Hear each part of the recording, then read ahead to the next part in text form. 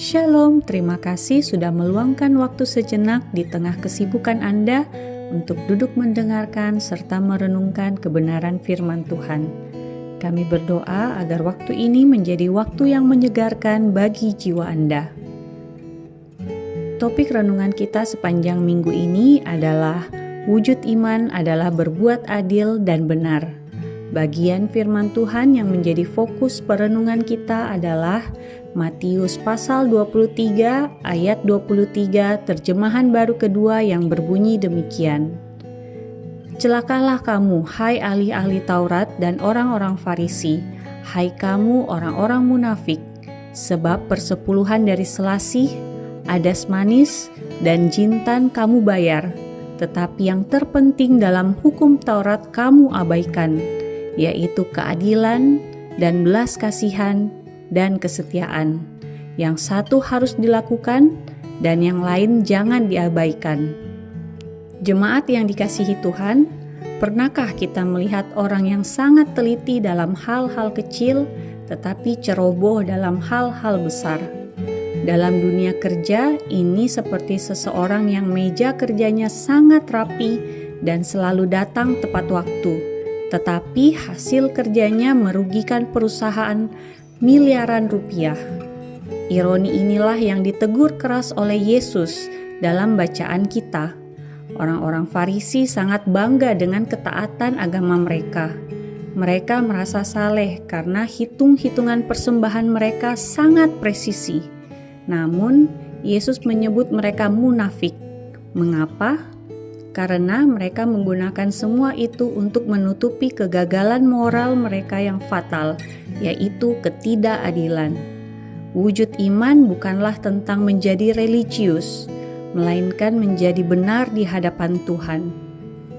Dalam ayat ini, Yesus menyoroti kontras antara rempah-rempah seperti selasih, adas manis, jintan, dengan hukum yang terpenting, yaitu keadilan, belas kasihan, kesetiaan. Orang Farisi begitu teliti, sampai-sampai rempah dapur pun mereka persepuluhkan. Secara teknis, ini tidak salah. Yesus berkata, yang satu harus dilakukan. Namun kesalahan fatal mereka adalah, tetapi yang lain jangan diabaikan.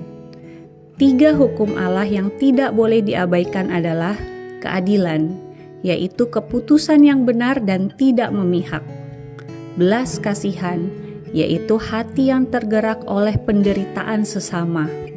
Kesetiaan, yaitu integritas dan kepercayaan. Yesus mengajarkan bahwa memberi persembahan tidak akan ada harganya jika kita membuang keadilan dan belas kasihan. Oleh sebab itu, jangan berpikir bahwa karena kita sudah menyumbang besar ke gereja atau panti asuhan, kita bebas bersikap sewenang-wenang kepada karyawan, menipu klien, atau berbuat curang dalam pajak. Tuhan tidak butuh suap kita. Dia menuntut keadilan kita. Menjadi pengikut Kristus berarti menjadi paket lengkap. Kita tetap setia beribadah dan memberi kepada Tuhan, tapi kita lebih serius lagi dalam memastikan hidup kita adil dan penuh kasih. Jangan memilih salah satu, lakukan keduanya dengan hati yang benar. Mari kita merenungkan sejenak. Apakah kita sering merasa aman dan saleh hanya karena kita sudah melakukan rutinitas agama, padahal hati kita masih menyimpan dendam atau ketidakadilan? Dalam skala prioritas hidup kita, manakah yang lebih berat? Menjaga citra rohani di depan manusia atau menjaga keadilan dan kebenaran di hadapan Tuhan? Mari kita berdoa.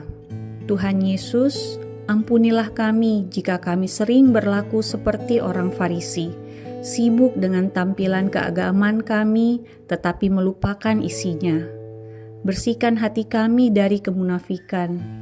Tolonglah kami untuk tidak hanya teliti dalam apa yang kami persembahkan, tetapi terlebih lagi bergairah dalam menegakkan keadilan, menyalurkan belas kasihan, dan memelihara kesetiaan.